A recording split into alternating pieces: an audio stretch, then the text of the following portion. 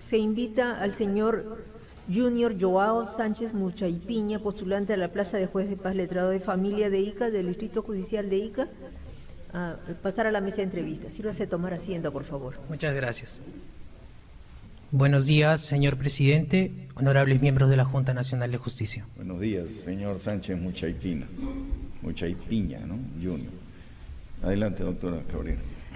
Postulante, ¿cómo está? Buenos días. Buenos días. ¿Podría contarnos así de manera breve su experiencia profesional? Sí, con todo gusto, doctora. Yo he iniciado mi experiencia profesional en el Poder Judicial, siendo CECIGRA allá por el año 2012. Empecé como CECIGRA de la Oficina de Control.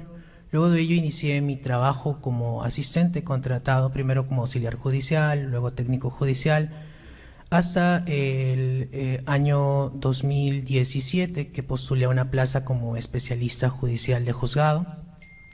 En el desarrollo de mi labor jurisdiccional, propiamente dicho, ante un órgano jurisdiccional, me he desempeñado, como le indiqué, como asistente, técnico, auxiliar, especialista, hasta el año 2017, fecha en la que se me solicitó servicios en la labor administrativa.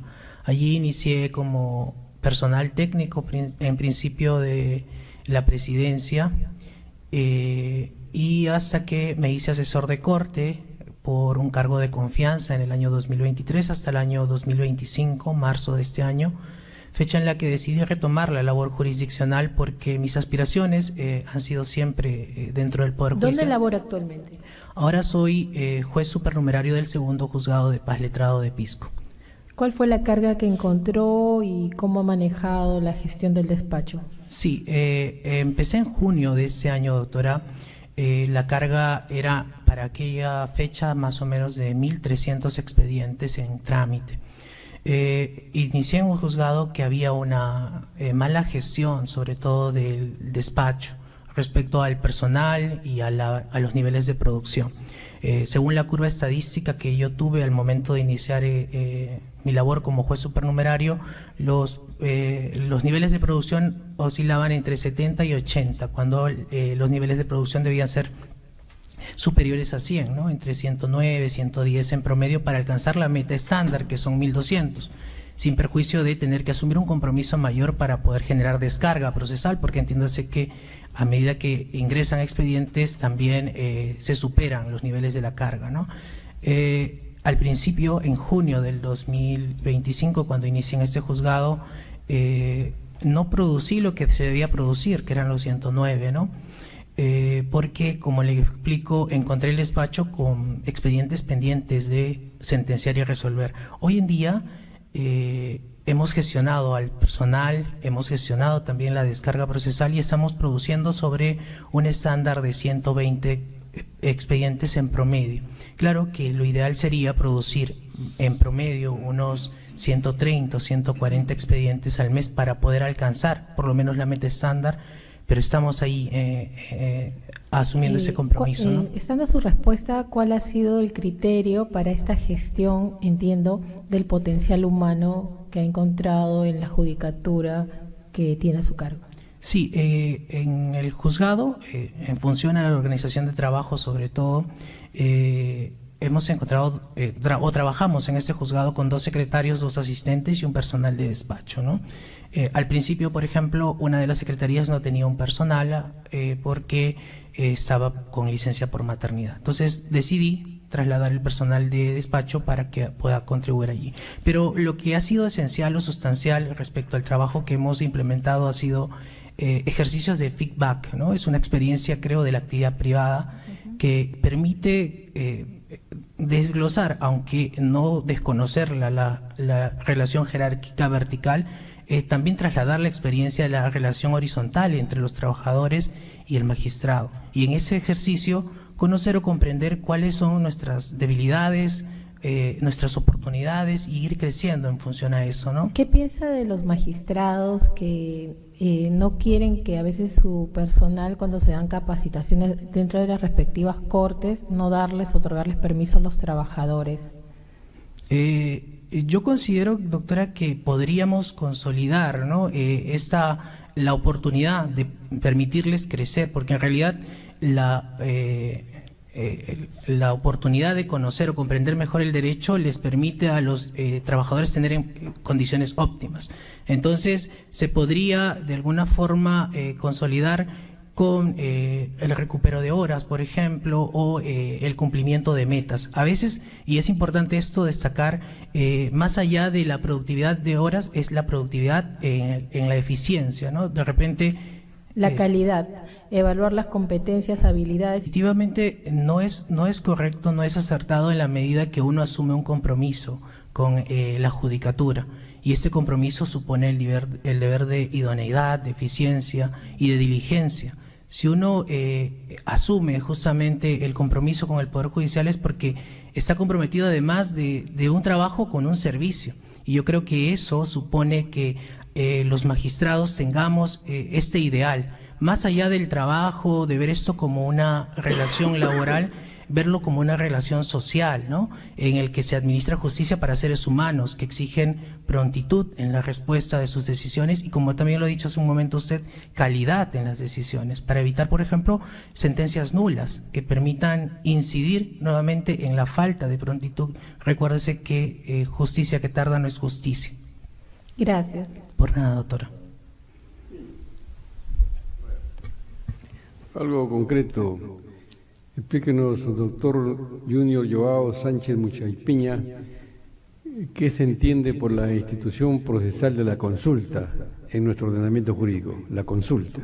Sí, la consulta es un mecanismo de revisión de una decisión judicial que se eleva a un superior en grado para que pueda resolver el sentido de una decisión. Por ejemplo, en los procesos de divorcio, entiendo, se elevan en consulta las decisiones judiciales para poder confirmar, ¿no?, una decisión, sin que esto sea pues un medio impugnatorio.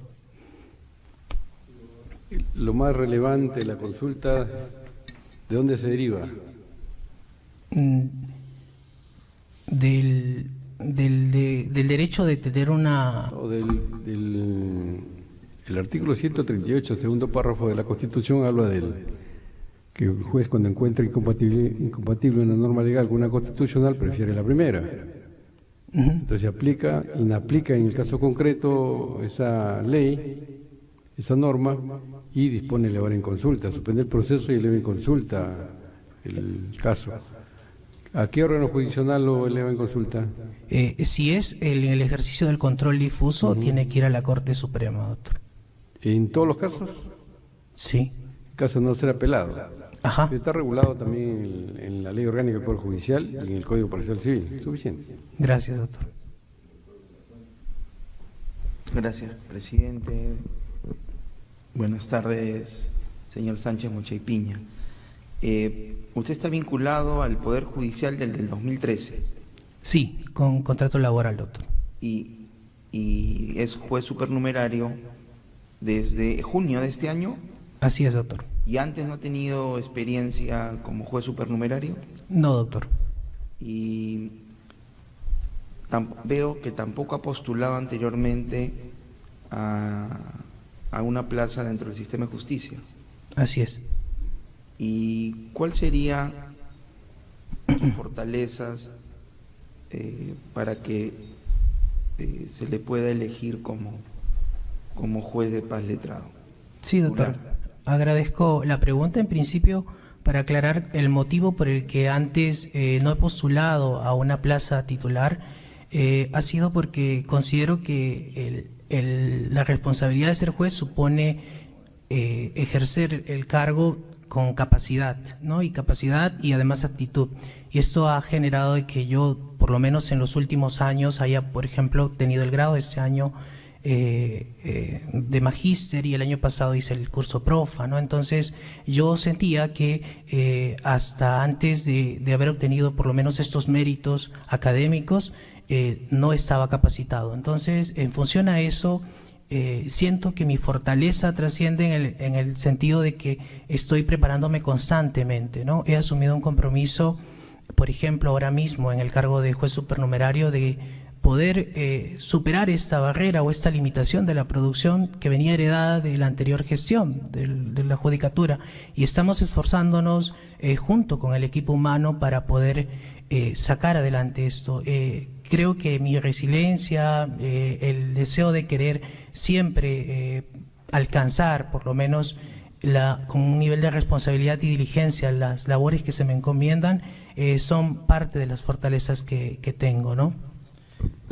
De acuerdo, pero no convendrá conmigo, o de repente no, en que las funciones como especialista, asistente, son distintas de las de un juez.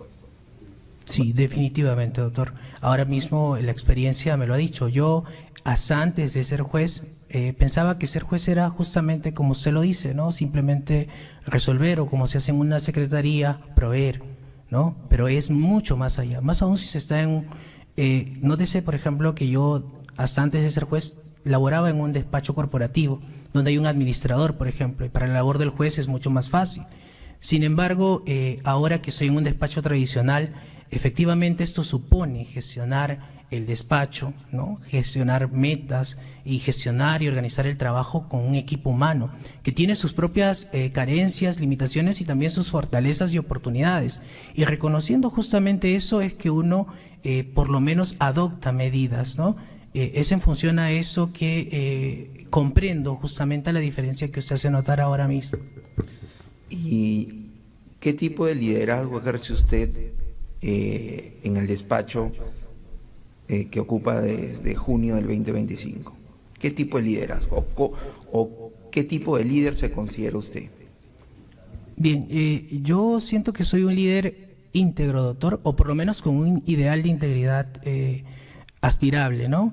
En la medida que no solo le muestro a mis colaboradores, a mis trabajadores que me apoyan, cuáles deberían ser los valores para la palestra, sino también porque lo que hago y digo se correlacionan mutuamente con los valores que, por ejemplo, mi familia ha inculcado en mí, que también los propios magistrados o trabajadores con los que he compartido experiencias han inculcado en mí. Entonces yo trato no solo de manifestarles qué es lo que se debe hacer, sino también, o de manifestarles con la expresión oral, sino también con la expresión del ejemplo, ¿no? Creo que eso es sustancial, sobre todo porque cuando los trabajadores notan que uno no es lo que dice ser, probablemente también ellos terminen contagiándose o no tomando en serio lo que uno dice que debe ser, ¿no? Gracias por sus respuestas. A usted, doctor. Por su intermedio, señor presidente. Sí, señor Sánchez Junior, ¿no? Usted también tiene una maestría civil y comercial. Usted me dijo que ya tiene su grado. Así es, doctor. ¿Grado de? Magíster o maestro. Está. No, pero ¿cómo salió en su diploma? Maestro. ¿O magíster? Maestro, doctor. Maestro. ¿Y por qué dice magíster? Es la costumbre, doctor. La costumbre, ya. Ok, dígame, ¿conoce la figura de la sociedad anónima? Sí, recuerdo haberlo visto en la maestría. Ok, bueno, pero todo el mundo conoce la figura de la sociedad exacto. anónima. Es una forma... Es el comerciante moderno, ¿no? Exacto. O sea, que de una u otra parte, más como abogado. O sea, le pregunto porque usted ha hecho la maestría, ¿no? O sea, no le preguntaría, ¿no? Dígame, ¿conoce los órganos de gobierno de la sociedad anónima? La Junta General de Accionistas, doctor. Ya. Sí. Conozco de ellos, ¿no? De la Junta General de Accionistas como órgano de gobierno. O sea, solamente tiene un órgano de gobierno. Así es, doctor. No. ¿Cómo va a tener un solo órgano de gobierno? Pero, y dígame, ¿usted su maestría la hizo por correspondencia, presencial, virtual? Presencial, doctor. ¿Y qué cursos tuvo en la maestría? Llevamos cursos de Derecho Civil, básicamente, algunos cursos de neoconstitucionalización del derecho civil, derecho de familia también, y derecho comercial. ¿Y en el área comercial? Un curso general de un ciclo de derecho comercial.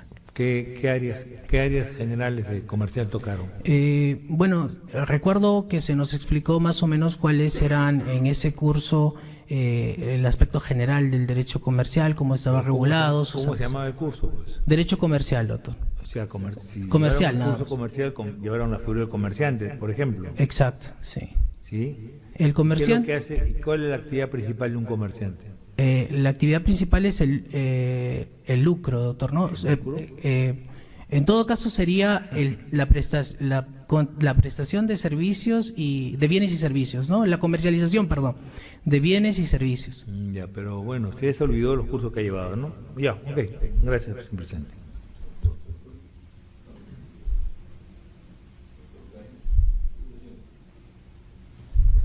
Doctor, Buenas buenas tardes. Usted ha referido de que se ha preparado para este momento. Toda su vida se ha enfocado para este momento. Me parece perfecto. Y toda su preparación la ha orientado para este momento. Y seguramente ha sido muy cuidadoso, escrupuloso en no manchar su hoja de vida para que llegado el momento nada merme su posibilidad de acceder a un cargo. En ese contexto, yo le voy a... Tengo información acá y quisiera que la aclare, solamente para que la aclare, porque no estoy haciendo ningún juzgamiento. Se señala como... Permítame. Usted tendría una investigación administrativa en trámite ante la Autoridad Nacional de Control correspondiente a una denuncia por su actuación como asesor legal de la Corte Superior de Justicia de Ica. La imputación es por pretender direccionar el voto del señor magistrado segundo Florencio Jara Peña, conducta que es objeto de investigación. Ilústrenos, doctor, por favor. Sí, con todo gusto, doctor. En todo caso, voy a citar un antecedente, ¿no? El magistrado por quien mencionan fue un magistrado destituido en realidad por la Junta Nacional de Justicia, por estar vinculado a algunos actos que ya creo que ustedes lo conocen también. Esto se produjo en el año 2023. Sin embargo, a pesar de que hubieron comunicaciones a la presidencia para la ejecución de su destitución, esta no se produjo sino hasta el año 2024. Cuando se produce la ejecución de esta medida de destitución, en realidad yo me desempeñaba en el cargo de asesor de corte y a mí se me corre traslado de un informe de la Oficina de Recursos Humanos de la Corte de Ica, indicando de que la destitución del magistrado no se había ejecutado en mérito a que existía un recurso de reconsideración pendiente de resolver. Yo emití una opinión legal en esa oportunidad indicando de que la ley orgánica de la Junta Nacional de Justicia establecía claramente, sin ningún ámbito, margen de interpretación, que las destituciones debían ejecutarse de inmediato y que los recursos de reconsideración no suspendían la ejecución de la destitución. A mérito de eso, luego de ello recibo las quejas, fueron quejas presentadas ante la Junta Nacional de Justicia y ante la Autoridad Nacional de Control de parte de este magistrado que ya había sido destituido. Él entendía que nosotros, el presidente, el secretario de la presidencia, la secretaria de la presidencia y yo en mi condición de asesor, estaríamos ejerciendo algún tipo de presión mediática respecto de un voto que desconozco cuál era el proceso o el voto al que él estaba sometido, ¿no? Lo que era cierto, real y concreto en aquella oportunidad era que su destitución se había aplazado. Incluso hay un proceso penal que se sigue en contra de este magistrado por usurpación de cargo y contra el propio presidente por desobediencia a la autoridad. ¿Qué pasa con el sentido de la queja que él plantea? Resulta que cuando personal eleva, que esto fue el 23 de mayo, y este informe, a mérito también de una solicitud de la propia Junta Nacional de Justicia, informando que no se había ejecutado la medida de destitución, el presidente nos indica tanto a la secretaria de la presidencia como a mi persona que conversemos con el doctor, el magistrado destituido, para efectos de verificar si a él ya le habían notificado algún sentido de su reconsideración y si en efecto esta pues había salido a su favor, probablemente para poder tomar una decisión. Yo consideré que no era necesario ni pertinente hacer este tipo de referencia y que se debía ejecutar conforme lo ordena la ley orgánica de la Junta. Sin embargo, no obstante, el presidente nos solicitó eso fue lo que conversamos y usted puede ver, por ejemplo, hay unas conversaciones de WhatsApp donde el magistrado destituido nos indicaba, o bueno, por lo menos a mí me indicaba, te envío la información en donde la Junta Nacional, por ejemplo, en este año 2024 me ha habilitado el extranet para poder gestionar los temas de mi calidad de decisiones, organización de trabajo, esos informes. Y si yo estoy destituido, decía el magistrado, desde el 2023 y en el 2024 la unidad, me parece, de evaluación y ratificación me ha habilitado, entonces, en mérito a eso, ustedes no podrían ejecutar esta decisión. No obstante ello, doctor, yo, sin perjuicio de lo que pudo haber dicho el magistrado y el sentido de su queja, emití mi informe legal el mismo 23 de mayo del año 2024, indicando que la sanción de destitución debía ejecutarse a los días 26 o 27 de mayo de ese año, cuando ya se una hoja de vida intachable, sobre todo porque hay un deber de corrección de parte de los jueces. No tengo nada todavía en trámite respecto de esto, doctor, pero sin duda, como ya le he dicho, esto ha obedecido justamente a un sentido, a una opinión legal que sea circunscrito al marco, al contexto legal de la ley orgánica. Muy amable, doctor. Éxito. Gracias, presidente. Eso es todo, muchas gracias. A ustedes, que tengan buen día.